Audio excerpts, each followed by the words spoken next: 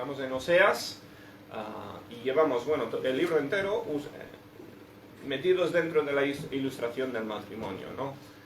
Viendo la relación de Israel, de Dios con Israel, como la de un matrimonio. Pero hoy, en este capítulo, esto es como un poema casi que separado.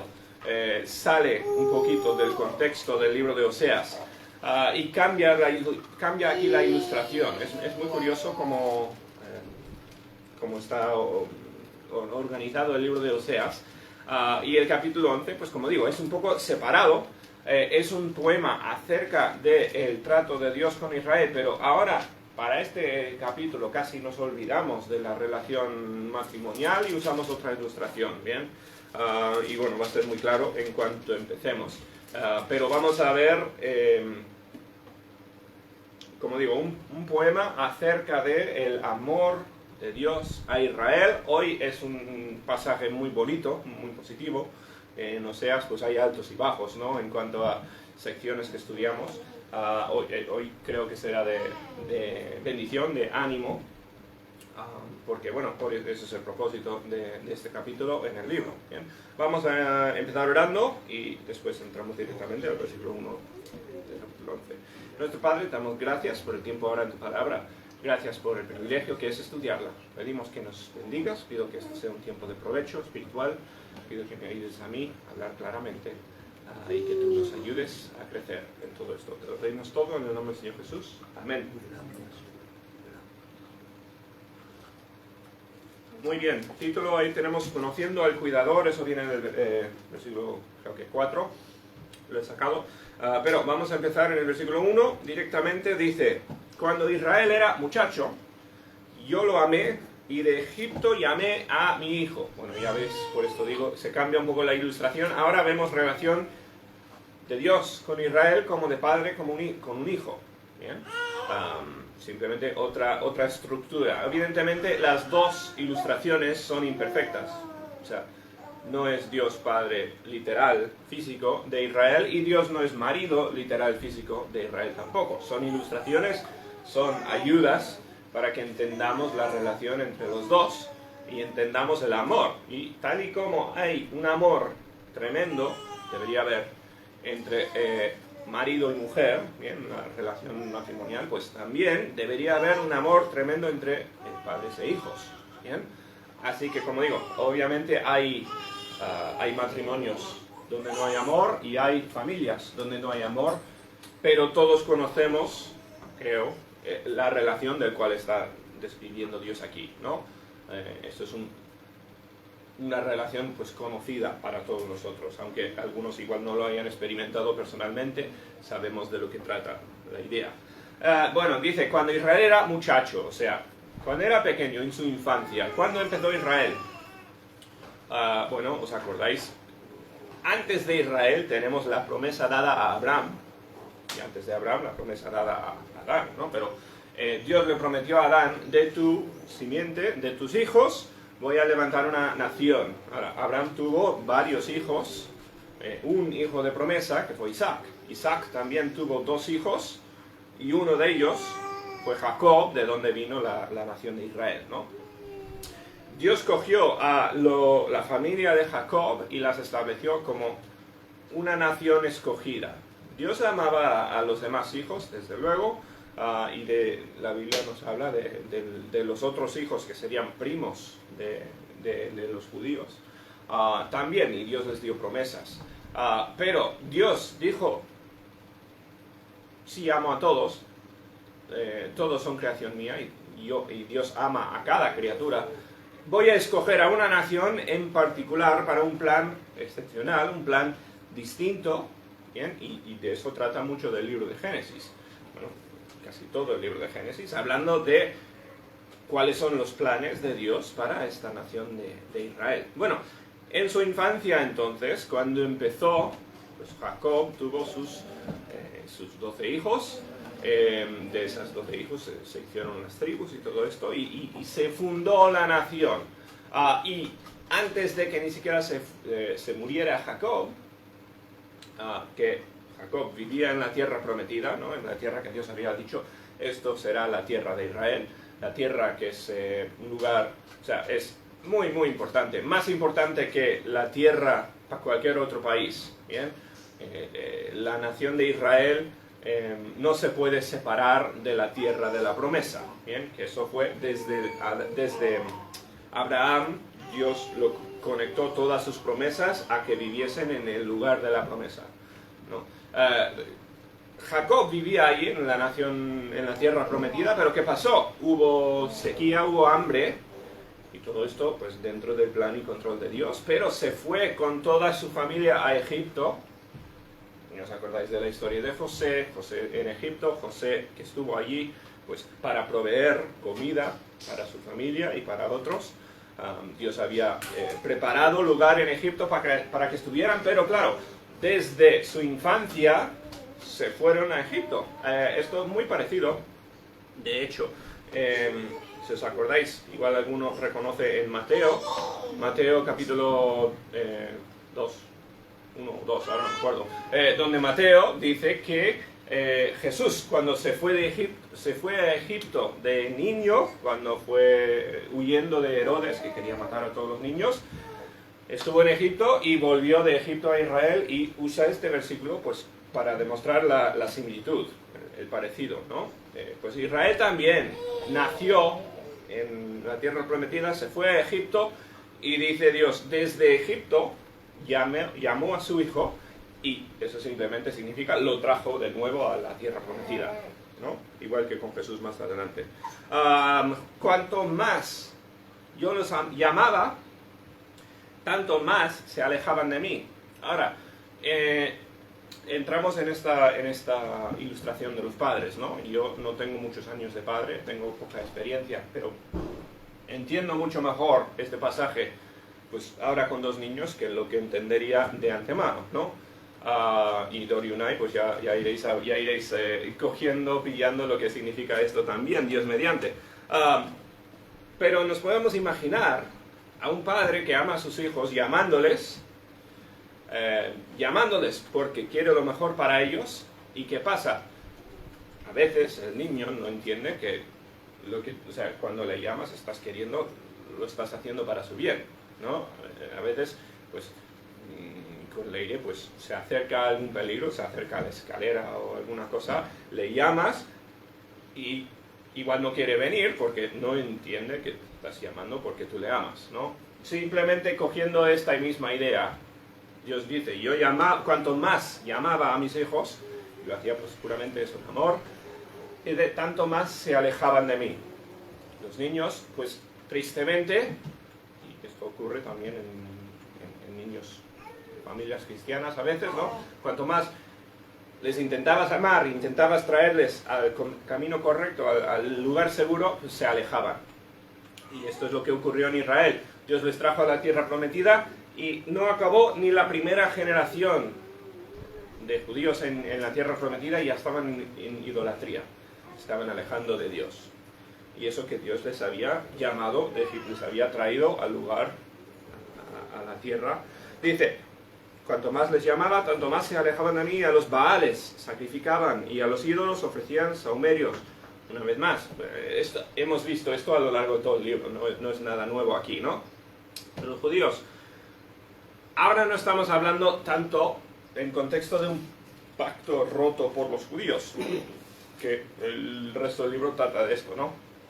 En este caso estamos hablando de un niño, pues, inocente o ingenuo, que no reconoce que su padre le ama incondicionalmente, le ama más que ninguna otra cosa, pero no quiere prestar atención a la sabiduría de su padre, va a ser rebelde, como suelen ser los niños, ¿bien?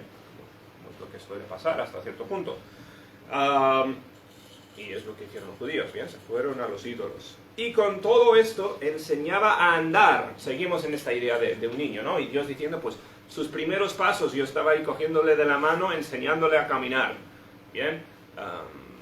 Todos recuerdan, pues, los primeros pasos de sus niños, tambalean, pero la idea es que aprendan a andar por su cuenta, que no necesiten tu mano siempre guiándoles, ¿no? Dios les enseñó, Dios les dio esta fuerza para continuar.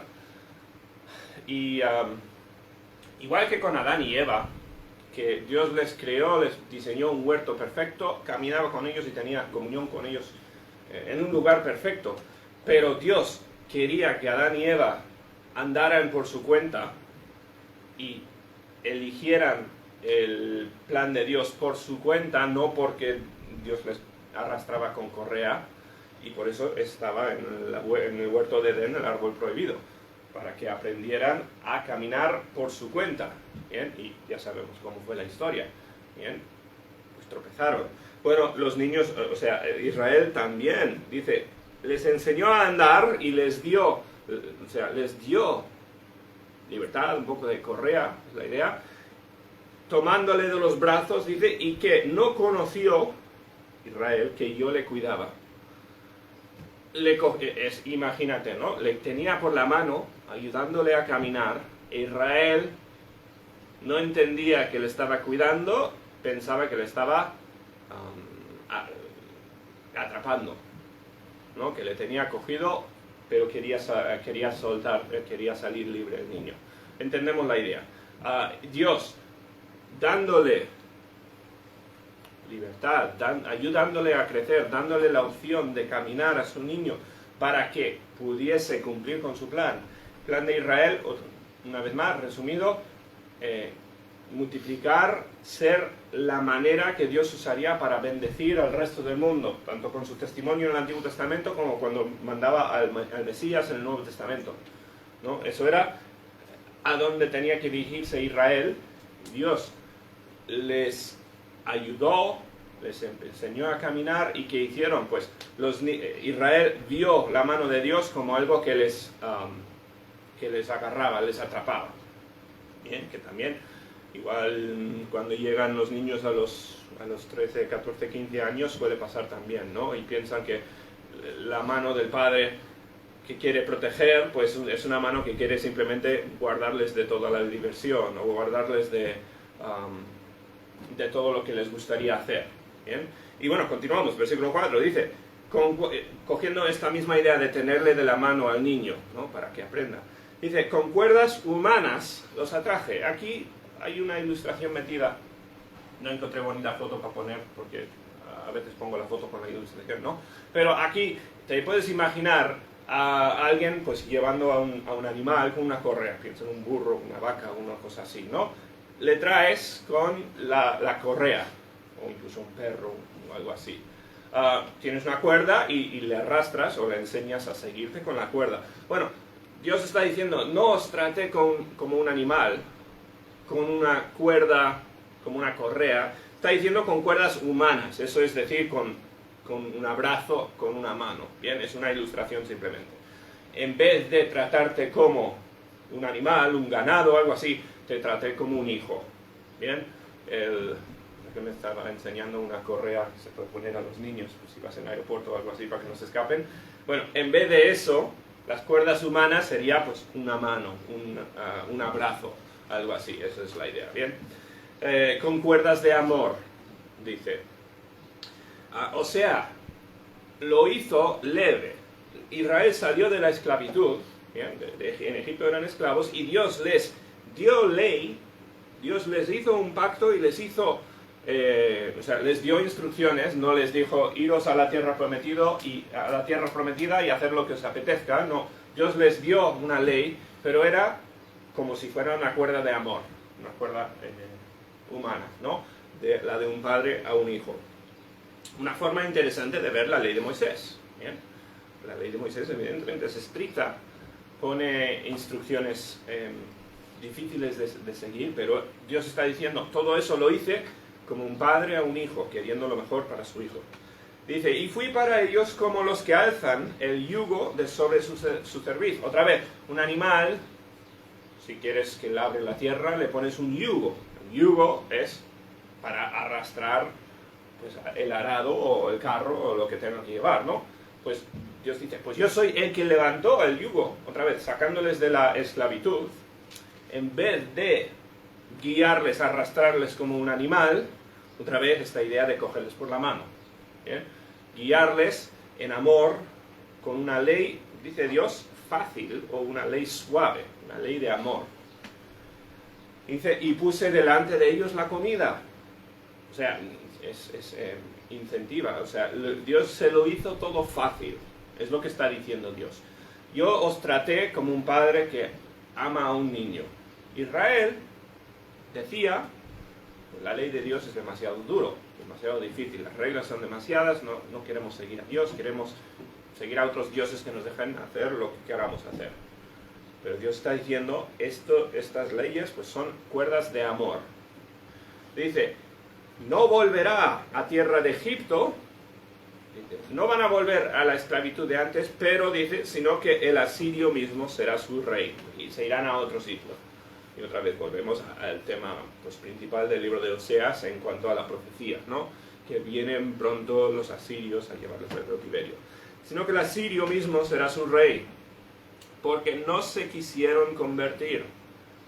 O sea, todo lo que estaba haciendo Dios era para convertirlos en el pueblo de Dios, en el pueblo que era una luz para el mundo, y rehusaron cambiar, rehusaron aprender estos niños. Bien, pienso en la parábola del hijo pródigo en el Nuevo Testamento. Jesús, que habla de un padre que amó a su hijo, bien, y le proveyó de todo. ¿Y qué hace el hijo? El hijo dijo, no quiero el amor de mi padre, quiero la libertad, quiero vivir la vida como me apetece a mí, ¿no? Quiero salir, y eso es lo que hace. Pues Israel tampoco quiso convertirse, tampoco quiso atrajarse al plan de su padre. Dice, caerá espada sobre sus ciudades. Ya hemos visto esto antes, ¿no?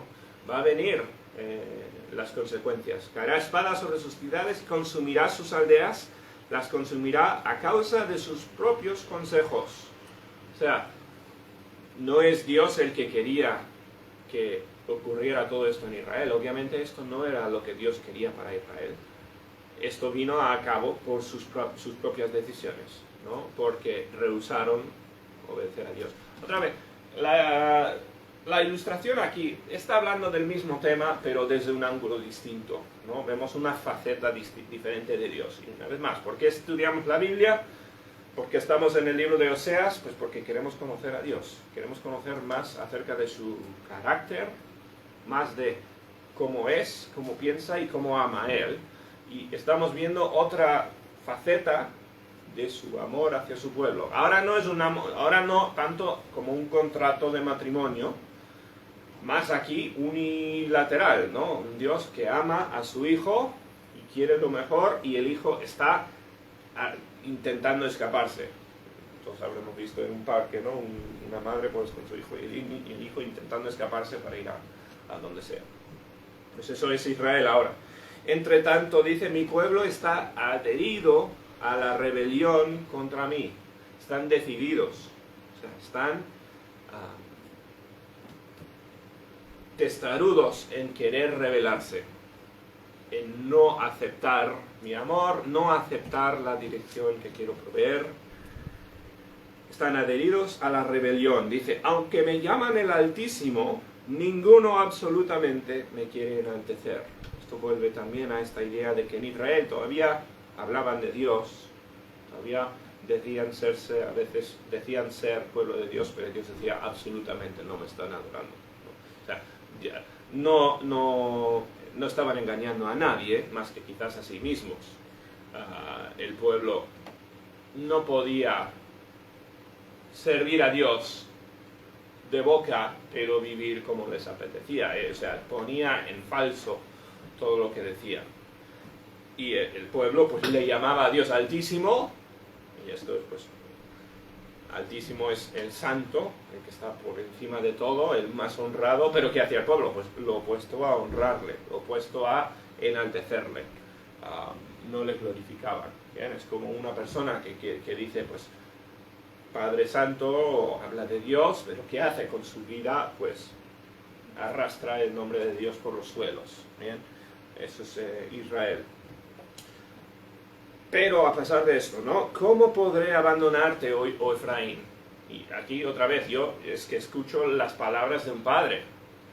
Porque un padre que ha tenido hijos rebeldes, un padre que ha visto que aunque ha demostrado amor, aunque quiere lo mejor, el niño está empeñado en escaparse. Un padre no le abandona, por todo lo que quiera el niño. Y a veces el niño pues crece e intenta salir de casa y olvidarse de su parentesco y todo esto, pero el padre que le ama pues, nunca le va a olvidar, nunca le va a abandonar. Dice, ¿cómo puedo abandonarte, oh Efraín? ¿Te entregaré yo, Israel? O sea, ¿crees que te puedo soltar? ¿Crees que te puedo abandonar a las consecuencias de tus decisiones?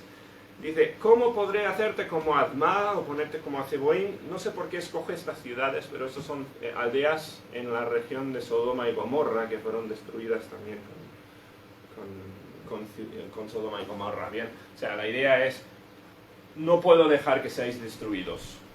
Es simplemente lo que dice, ¿no? ¿Cómo puedo hacerte como Admá o ponerte como a Zeboim? Mi corazón se conmueve dentro de mí. Fíjate, esto es Dios hablando, ¿no? O sea, son palabras de Dios acerca de sí mismo.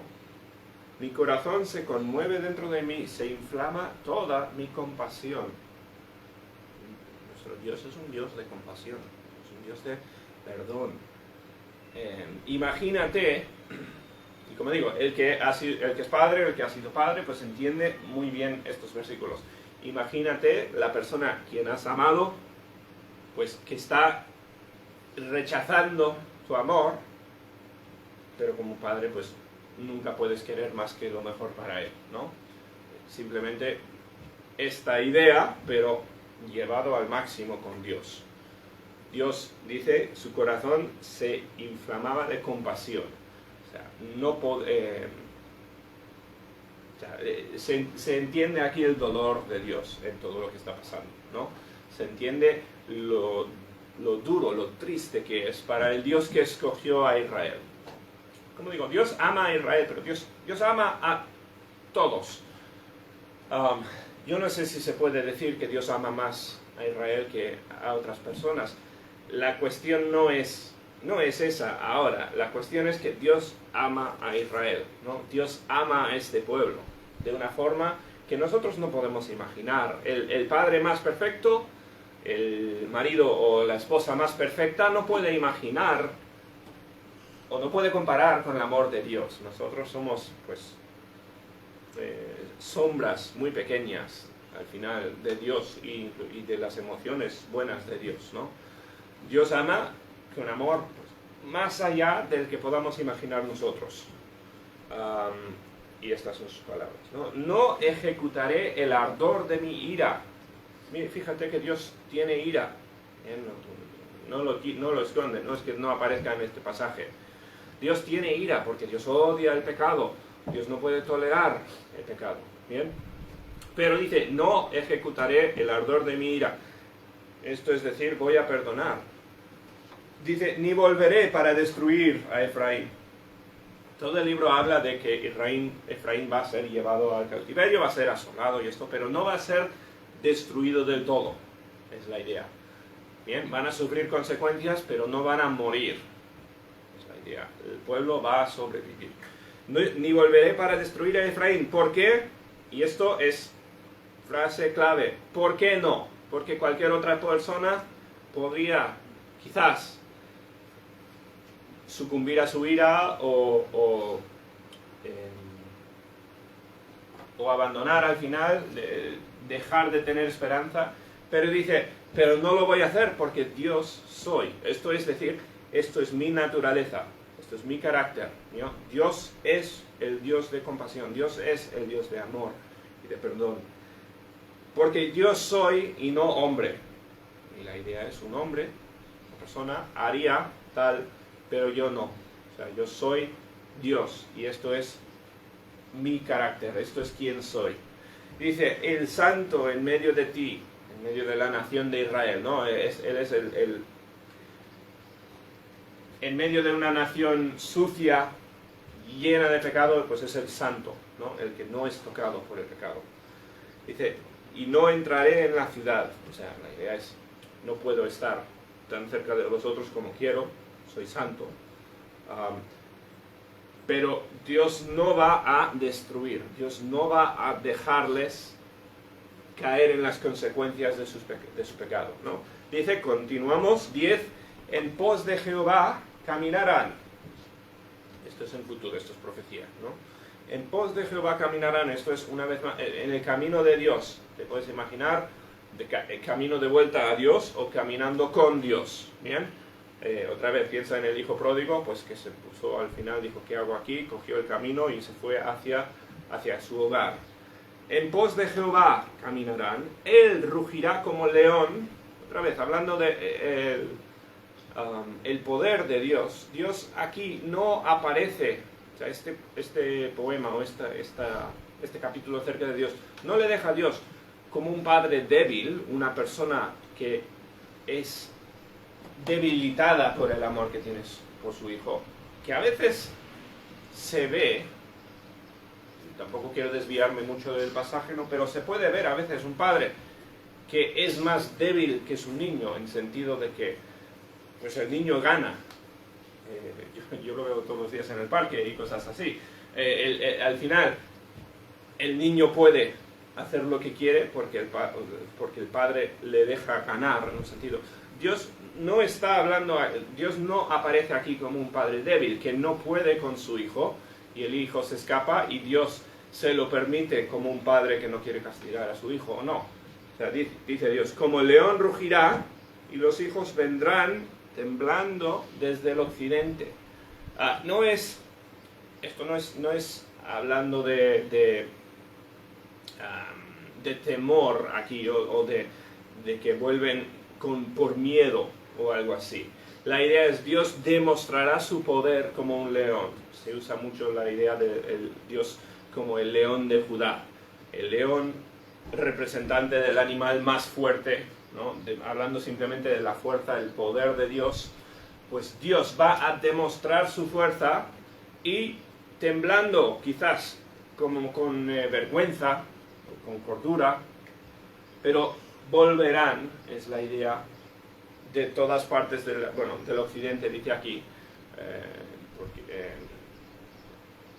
la idea es los judíos volverán cuando Dios termine su plan, y esto está hablando de cosas todavía no cumplidas, aunque los judíos sí que han vuelto en parte a formar la nación de Israel, pero entendemos que eso todavía no es el cumplimiento total de lo que está diciendo Dios aquí, ¿no? O sea, todavía falta historia por cumplirse aquí.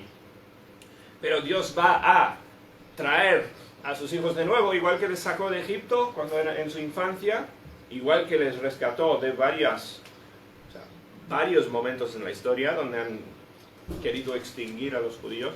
Pero un día Dios va a demostrar su poder y va a reunificar o hacer de nuevo la nación de Israel, o su pueblo de Israel. ¿Bien? Dice, como águila, o como ave, perdón, acudirán velozmente de Egipto. Volverán, esto es, ave simplemente es pues, con prisa, sin nada que les pueda parar. Bien, cuando Dios ruge como león, cuando Dios demuestre su poder aquí en la tierra, la nación va a venir corriendo, se va a hacer todo muy rápidamente. Acudirán velozmente de Egipto y de la tierra de Asiria como paloma. No importan aquí los lugares específicos, ¿no? Estamos hablando en términos general aquí. Pero cuando Dios venga, y esto, pues, Daniel habla más de esto, cuando Dios vuelve y establece su reino, va a volver Israel y de todas las partes del mundo donde están esparcidos, pues volverán los judíos. Dice, y de la tierra de Asiria como paloma. Dios habló de palomas antes en este libro, creo que en el capítulo 4 era.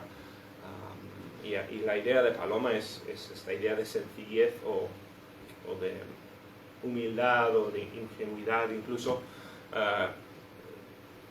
Van a volver pues personas sencillas.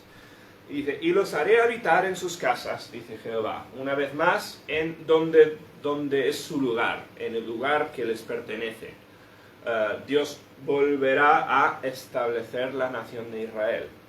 Bien, mucho de esto es lenguaje poético. pero está hablando de cosas que nos cuenta en casi todos los libros de los profetas. Dios habla de este mismo tema. Dice, los judíos van a ser llevados al cautiverio y ¿qué va a pasar? Que un día Dios les va a traer de vuelta y va a restablecer su nación. Bien, y esto es exactamente como en el resto de estos pasajes. Dios dice, con mi poder voy a establecer una vez más la nación de Israel. El último versículo que vamos a leer ahora, el versículo 12, terminamos aquí realmente el poema, terminamos aquí la historia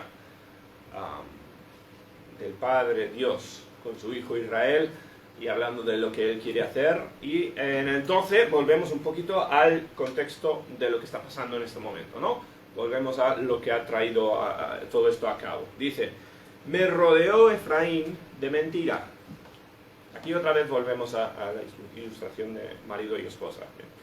Me rodeó Efraín de mentira y la casa de Israel de engaño. O sea, trajeron aquí mentira. Dijeron una cosa e hicieron otra. Otra vez esta idea de romper el contrato. Me rodearon de mentira, la casa de Israel de engaño. Judá aún gobierna con Dios.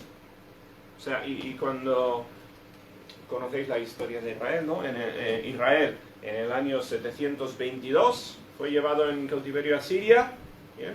No mucho después de Oseas, y la nación de Judá duró 150 años más o menos, y fue llevado en cautiverio a Babilonia. ¿Por qué? Porque la nación de Judá se arrepintió y estaba más cerca.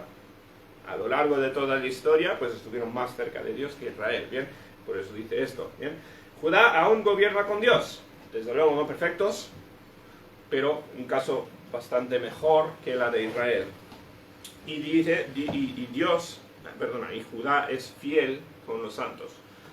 Judá todavía lo está haciendo bien. Entonces, este último versículo simplemente nos reenfoca otra vez en el tema principal de Oseas, nos vuelve otra vez aquí a tierra, a decirlo de una manera, y decir, a ver, ¿qué es lo que nos ha traído a esta situación? ¿Qué es lo que nos ha pasado aquí? Pues vuestra mentira, ¿no? Vuestro engaño, vuestra falta de cumplimiento a nuestro contrato. Dice, Judá es puesto en contraposición como ejemplo mejor, ¿no? Judá todavía es fiel, Judá todavía está haciendo como yo quería de él. O sea, mírale a Judá, imítale a Judá, es la idea, ¿bien? Y ahí termina el capítulo 11, ¿bien? Continuamos, continuaremos la semana que viene, si Dios quiere, en el 12, y seguiremos viendo más. Pues, Dios sigue hablando de pecado, sigue hablando de los problemas de Israel, pero este paréntesis es un paréntesis muy bonito, como digo. Yo creo que para los que están leyendo Oseas y ven capítulo tras capítulo negativo, pues Dios mete esta historieta, esta ilustración sencilla y bonita que nos habla tanto de su carácter, ¿no? Como digo, esto es tan bonito ver en estos términos la relación de Dios con Israel. Y bueno, como siempre lo digo, ¿no? Nosotros no somos Israel, estamos hablando de algo en el pasado, estamos hablando de una situación distinta, pero estamos hablando del mismo Dios, ¿bien? Y Dios nos ama a nosotros ahora formando parte de la iglesia, pues nos ama a nosotros con el mismo amor que les amó a Israel, ¿bien? Dios nos ama a nosotros como Padre, e igual que Israel, debemos cuidar nosotros de no actuar como niños. Que es lo que hacemos tan fácilmente, ¿no? Que no nos gustan las reglas, no nos gusta hacer, bueno, no hacer lo que nos apetece hacer, o hacer lo que no nos apetece hacer, ¿no? Y nos rebelamos contra Dios y a veces decimos, pues, Dios me está intentando, Dios me está cogiendo con una correa, o tratando como un animal, pues como los versículos al principio que veíamos, ¿no? Israel pensando, pues yo estoy atado a Dios y quiero libertad, quiero escaparme, quiero vivir mi vida. Pues a veces actuamos así, ¿no? Al final todos aquí somos pecadores, todavía nos falta mucho por llegar a la meta, tenemos que lidiar continuamente con nuestros pecados y este deseo de escaparnos de la mano que realmente nos ama más que ninguno. Se dice, pues, morder la mano que te da de comer, o intentar hacer daño al que te está intentando ayudar, ¿no? Así que, ¿qué vamos a hacer? Conocer a nuestro cuidador, nuestro Padre. Bien, otra vez, esto es, Dios lo dijo en el versículo 3. El problema de los judíos era que no conocían a su cuidador, el que les estaba ayudando. Este tema del conocimiento lo vemos a lo largo de todo el libro de Oseas, ¿no? El problema fundamental, ¿cuál es? Pues realmente no conocen a Dios. Y eso es lo que nos falta a nosotros también. Nos falta conocimiento. Entender a nuestro Padre, entender al que nos ama. Eso espero que sea nuestra meta, espero que es lo que estemos intentando hacer diariamente nosotros todos, ¿bien? Entonces, si conocemos a nuestro cuidador, pues no vamos a actuar como niños, así de sencillo. Que Dios nos ayude entonces a seguir conociendo y a seguir respondiendo al que nos ama con amor. Bien, pues ahí vamos a dejarlo. Nuestro Padre, te damos gracias por el pasaje de hoy, gracias por este tiempo en tu palabra. Pido que nos ayudes a conocerte más, pido que nos ayudes a reconocer tu amor y responder en amor. Pido que nos ayudes a glorificarte en todo, ayuda a cada uno esta semana a hacer eso, y te lo pedimos todo en el nombre de Jesús. Amén.